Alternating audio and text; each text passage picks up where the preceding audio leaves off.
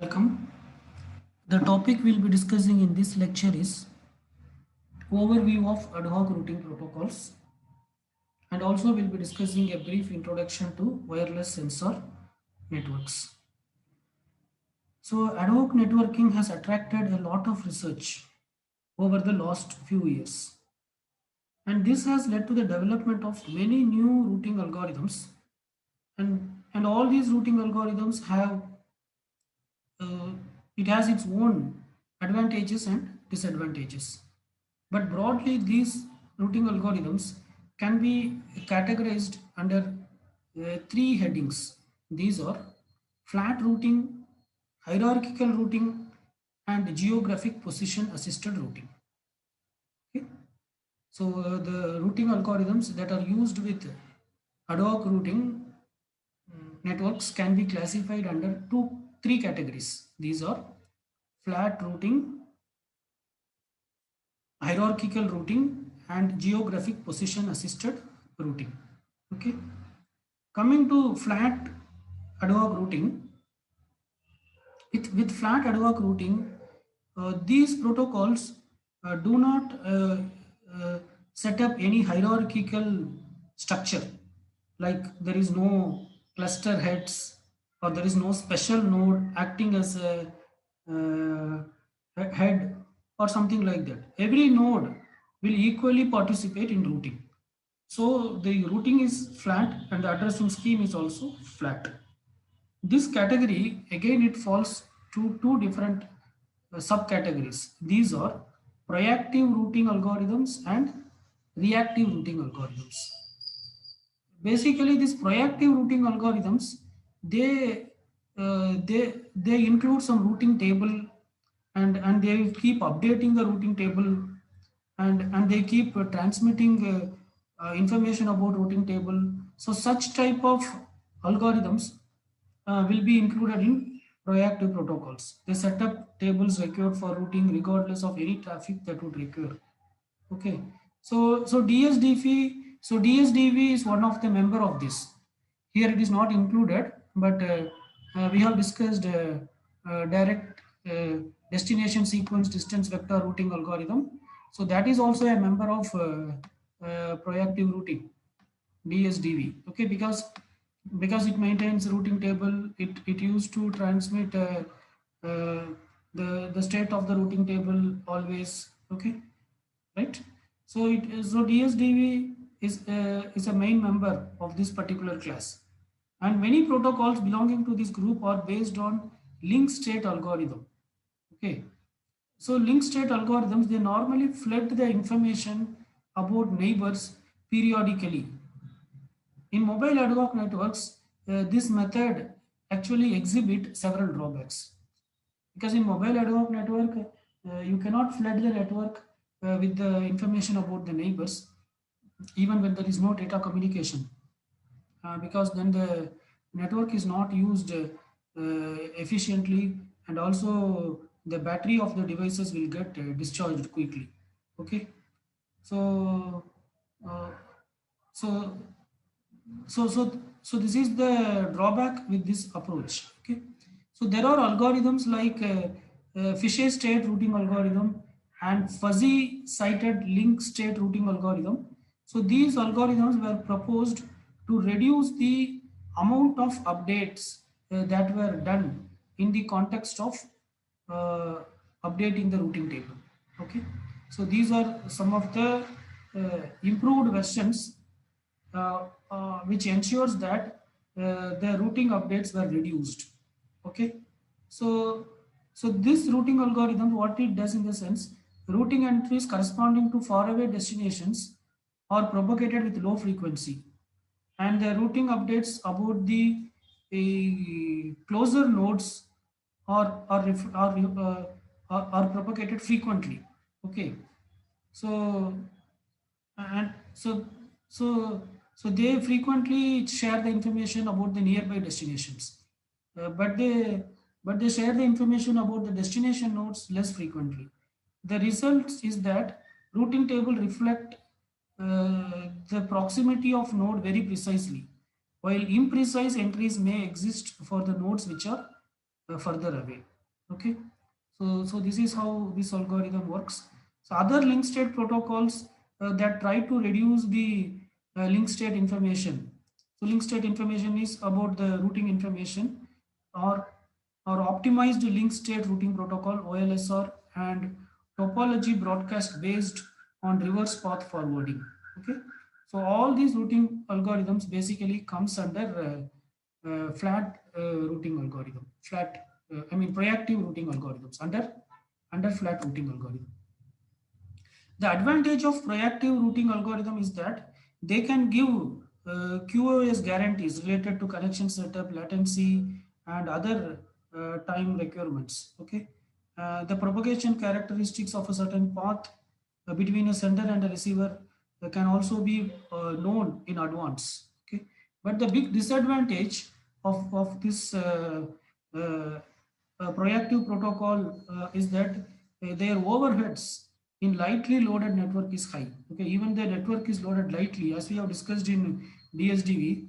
Even the network may be loaded lightly, but lot of information has to be shared about the link state. That is about the routing table. Even if there is a slight change in the network, then the routing table will be updated, and that information will be transmitted more frequently. Okay, independent of any communication, the algorithm, even if there is no communication, the algorithm will keep continuously updating the routing table. So this creates a lot of unnecessary traffic, and also it drains the battery of the mobile devices. So this is the issue with the proactive routing algorithm. To overcome this issue, some reactive routing protocols were proposed. So the two most prominent members of the reactive routing protocols are DSR, Dynamic Source Routing Protocol, and AODV, Ad Hoc On Demand Distance Vector Routing Protocol. Okay, and there is also another routing protocol, Dynamic Manet On Demand. Right. So DSR and AODV are the leading candidates for standardization in IETF, Internet Engineering Task Force. Actually, up to now, there is not a clear winner. So both are the leading candidates, DSR and AODV, under this category. Okay. The advantage of on-demand protocol is scalability. As long as there is a light load traffic and low mobility, these algorithms works well. But this algorithm also works well only when there is a light load. Okay, and mobile devices can utilize longer low power periods by using these reactive protocols. That is, it won't drain the batteries. Okay. Mm, mm. But uh, uh, okay, so however, this protocol also has some disadvantages. The initial search latency may degrade the performance of interactive applications, and the quality of the path is not known a priori.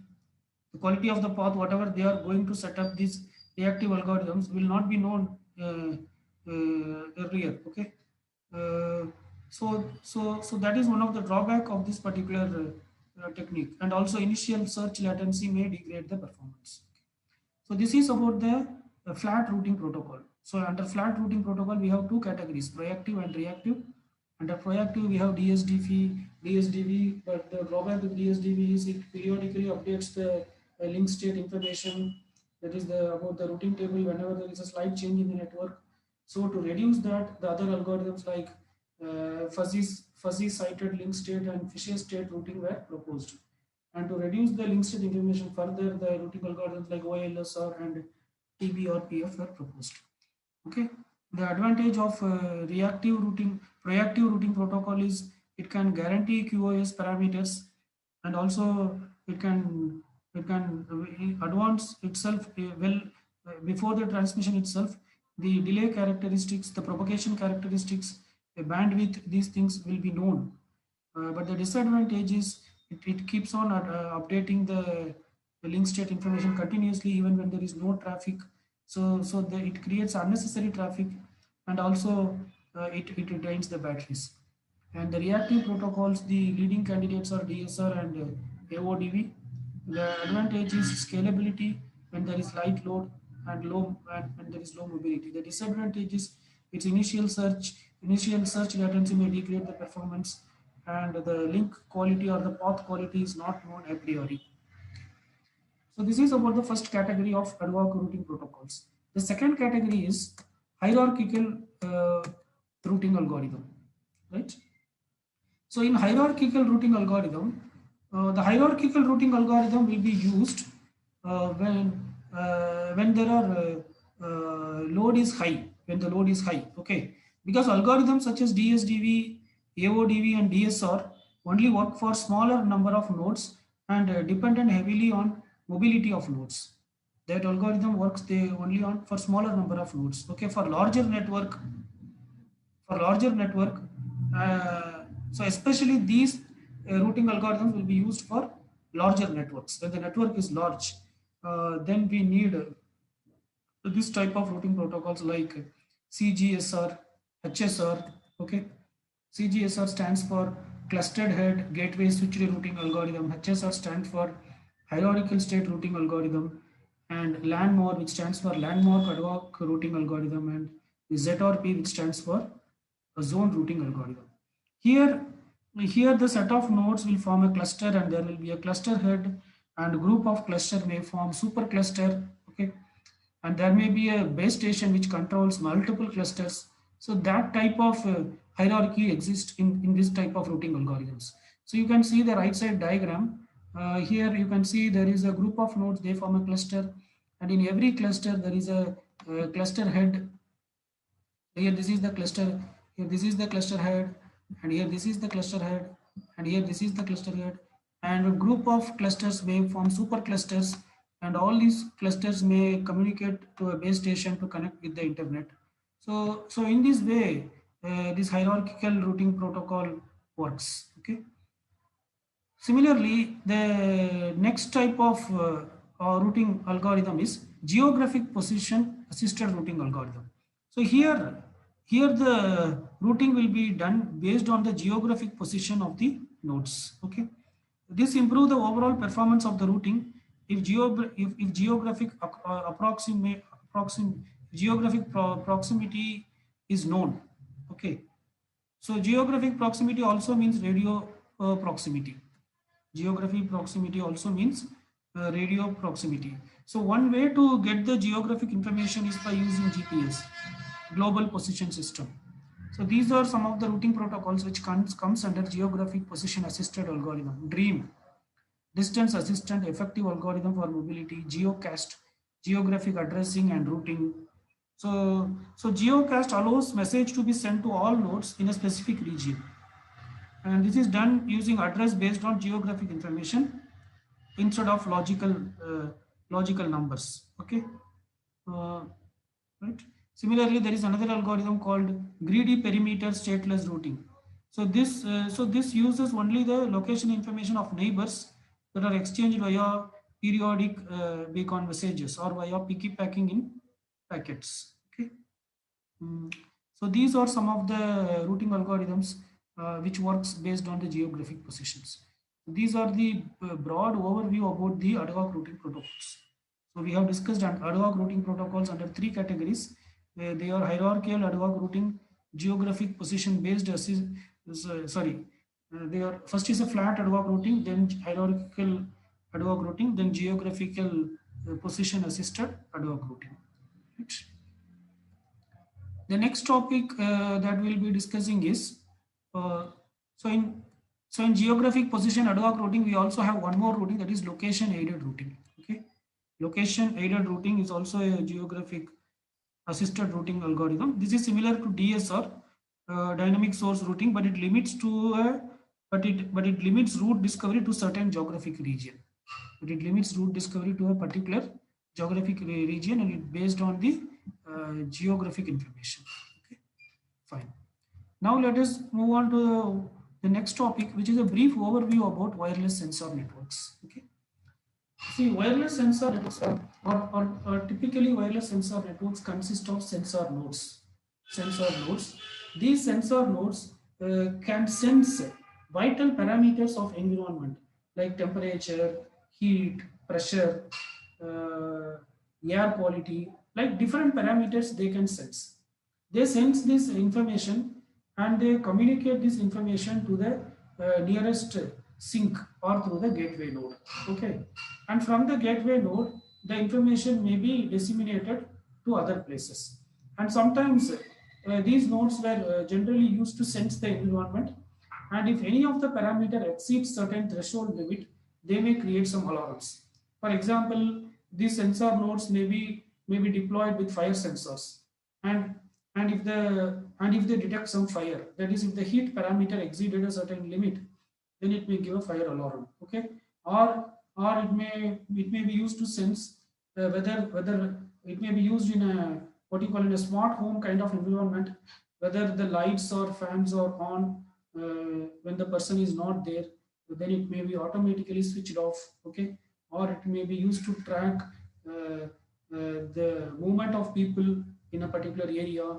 So basically different kind of applications the wireless sensor networks can be used. It is also used to identify it is also used for structural health monitoring.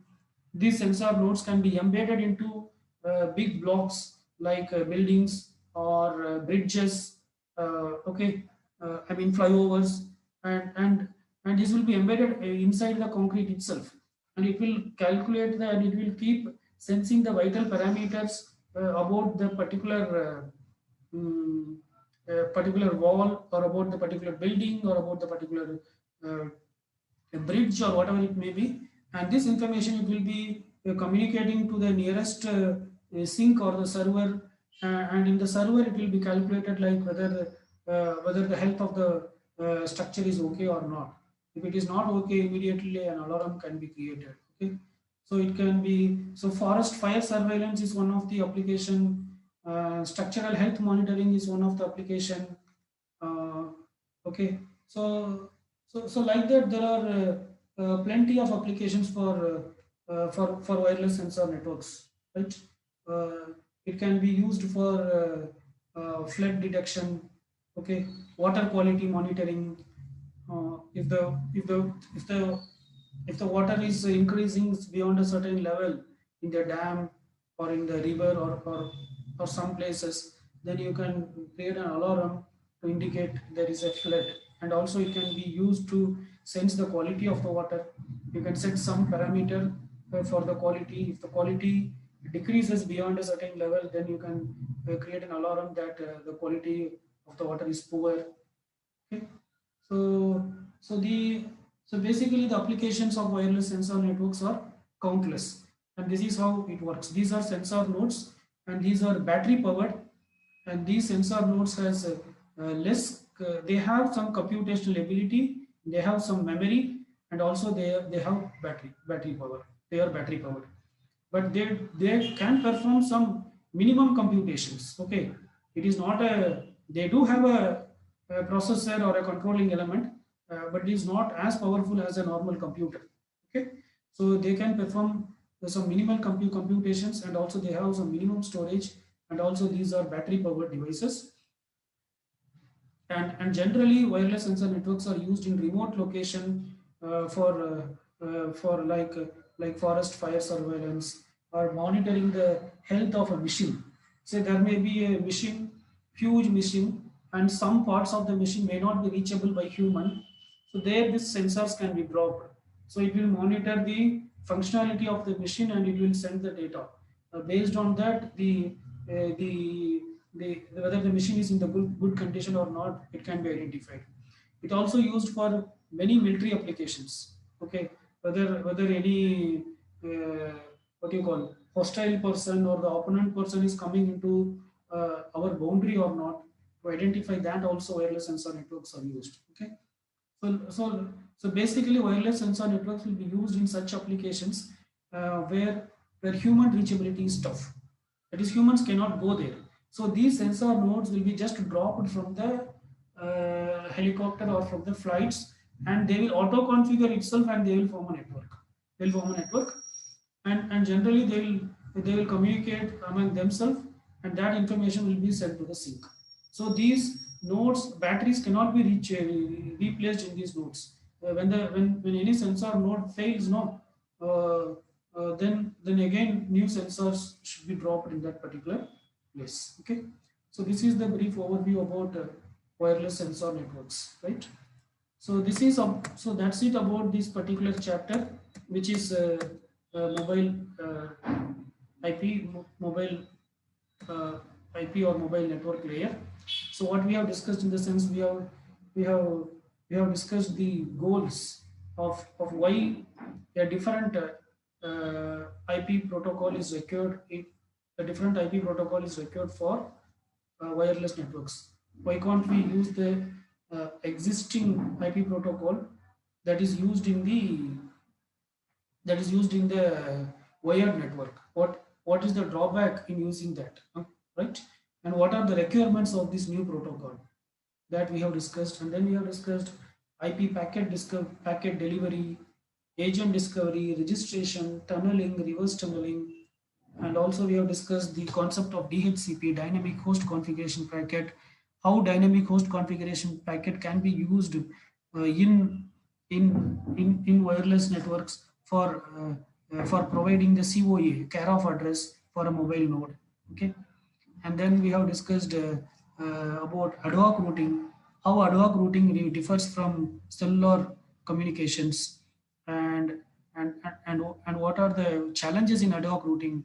In ad hoc networks, routing itself is a challenge in ad hoc network. So we have discussed different routing techniques like destination sequence distance vector routing, dynamic source routing, least interference routing, and then we have discussed the overview of various ad hoc routing techniques like flat ad hoc routing technique, hierarchical ad hoc routing technique, geographical based assisted ad hoc routing technique.